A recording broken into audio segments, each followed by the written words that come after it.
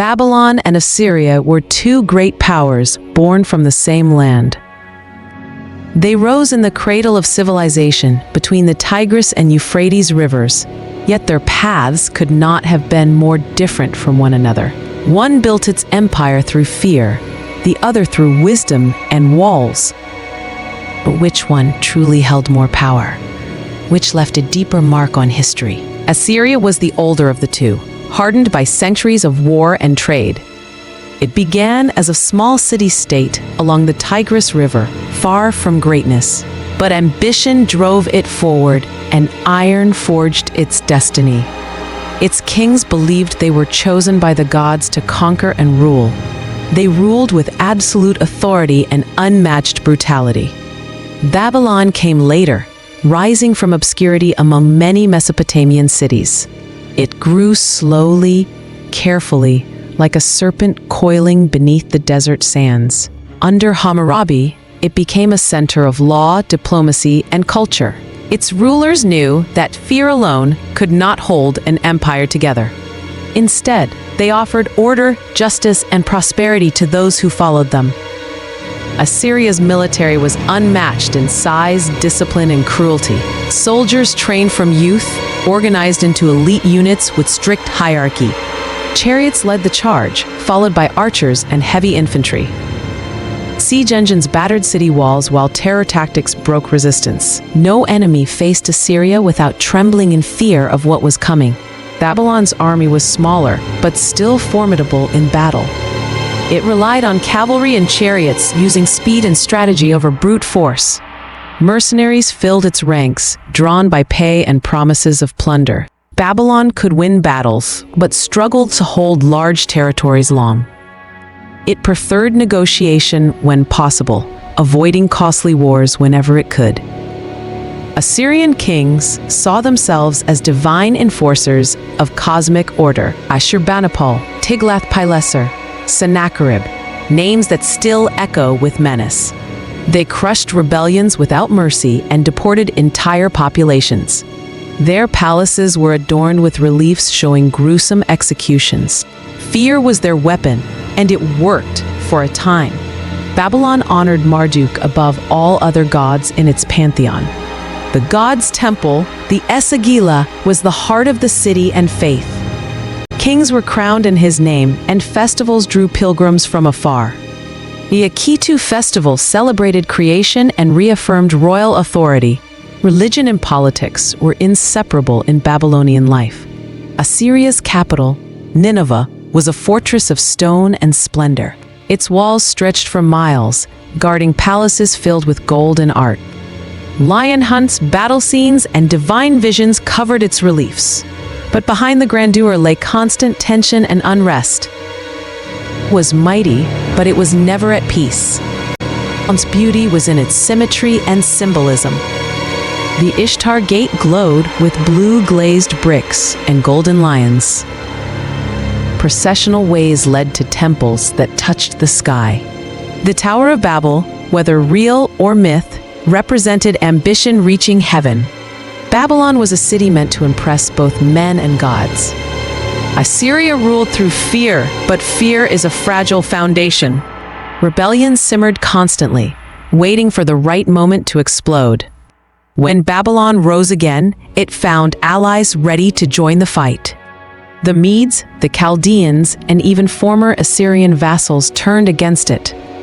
Together they brought down the great empire in flames and blood. Babylon celebrated its victory, but did not last much longer. After Nebuchadnezzar, decline set in, slowly but surely. Successors failed to match his vision or hold the empire together. Internal weakness made it vulnerable to new threats from the east. Cyrus the Great would soon come knocking at Babylon's gates. Assyria was gone forever. Its cities burned beyond recognition. Babylon survived, but only briefly before falling to Persian rule. Neither empire lasted, yet both left legacies that stretch to this day. Which one was more powerful? That depends on how you define power. If power means sheer military might, then Assyria wins easily. Its army was unmatched, its campaigns legendary in their brutality. But if power means influence, endurance, and cultural impact, Babylon leads. Its laws, myths, and architecture shaped the ancient world for centuries. Assyria was feared. Babylon was remembered. Let us begin at the beginning, in the cradle of civilization. Between the Tigris and Euphrates rivers, cities rose and fell like waves. Among them, Assur and Babylon stood out, two cities destined to clash. Assyria was the older sibling, hardened by centuries of war and trade. Babylon was younger, cleverer, always watching and waiting. Assyria built its power on conquest and control. It expanded through relentless warfare, crushing anyone who resisted. Tribute flowed into its coffers from distant lands and broken kingdoms. It was an empire of warriors, engineers, and scribes who recorded their victories. Every campaign was a message: resist and suffer. Babylon, in contrast, thrived on diplomacy and infrastructure. Its rulers understood that fear alone cannot hold an empire together. Hammurabi's laws gave order to society and earned loyalty from the people. Trade routes flourished under Babylonian rule, bringing wealth and stability. It was a city of scholars, priests, and builders who looked to the stars. Assyria's kings saw themselves as chosen by the gods for conquest. They believed their duty was to expand the empire and punish the wicked. Ashurbanipal claimed to have the largest library in the world. Clay tablets filled with literature, science, and omens lined its halls. Even in war, Assyria valued knowledge and record-keeping. Babylon honored Marduk above all other gods. The god's temple, the Esagila, was the heart of the city and faith. Kings were crowned in his name, and festivals drew pilgrims from afar. The Akitu festival celebrated creation and reaffirmed royal authority. Religion and politics were inseparable in Babylon. Assyria's capital, Nineveh, was a fortress of stone and splendor. Its walls stretched for miles, guarding palaces filled with gold and art. Lion hunts, battle scenes, and divine visions covered its reliefs. But behind the grandeur lay constant tension and unrest. Nineveh was mighty, but it was never at peace. Babylon's beauty was in its symmetry and symbolism. The Ishtar Gate glowed with blue glazed bricks and golden lions. Ways led to temples that touched the sky. The Tower of Babel, whether real or myth, represented ambition reaching heaven. Babylon was a city meant to impress both men and gods. Assyria fell because it could not sustain its own weight. Too many enemies, too little trust, and too much violence.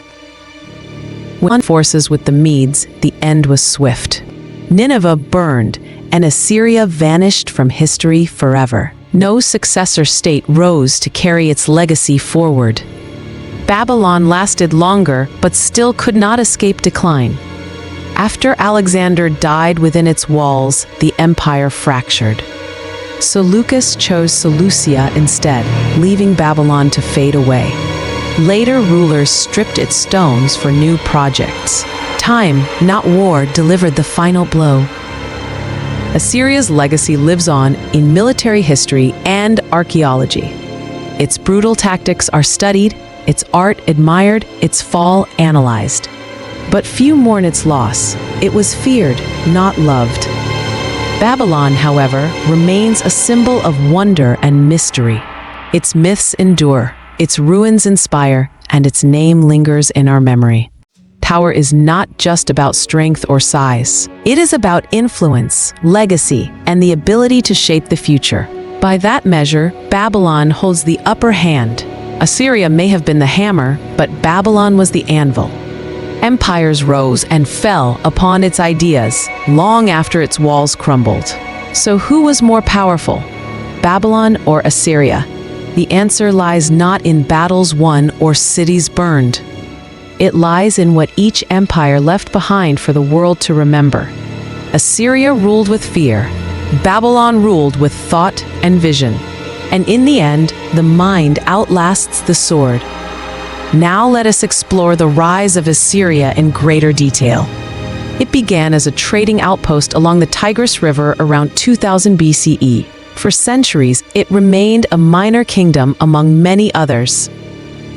But ambition drove its rulers to seek dominance over neighboring lands. By the 14th century BCE, Assyria had become a true imperial power. Its early kings laid the foundation for future expansion. They built strong armies and established control over nearby city-states. Shalmaneser I and Tiglath-Pileser I were among the first great conquerors. They carved Assyrian names into foreign soil with fire and steel. Each campaign brought more tribute, more captives, and more glory. Assyrian warfare was brutal and efficient. Its soldiers were among the most disciplined in the ancient world. Siegecraft was perfected to break even the strongest defenses. Massacres and deportations ensured that conquered peoples never rebelled. This was the Assyrian way, a lesson written in blood. Babylon during these years was often a rival or a victim. Sometimes it fought back, sometimes it submitted to Assyrian rule. At times it even formed alliances to survive the storm.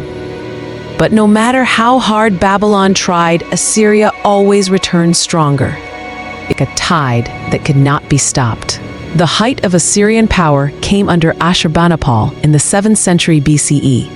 He ruled from Nineveh, the empire's greatest capital. His reign saw the construction of massive palaces and the collection of vast libraries. The famous library of Ashurbanipal contained thousands of clay tablets, epics, legal codes, medical texts, and omens from the gods. Peak, Assyria was already rotting from within. Tension spread through the court and generals vied for power. Vassal states grew restless, seeking any chance to break free. Babylon once again played a key role in the rebellion. This time, it would not be defeated so easily. In 612 BCE, a coalition of Babylonians and Medes attacked Nineveh.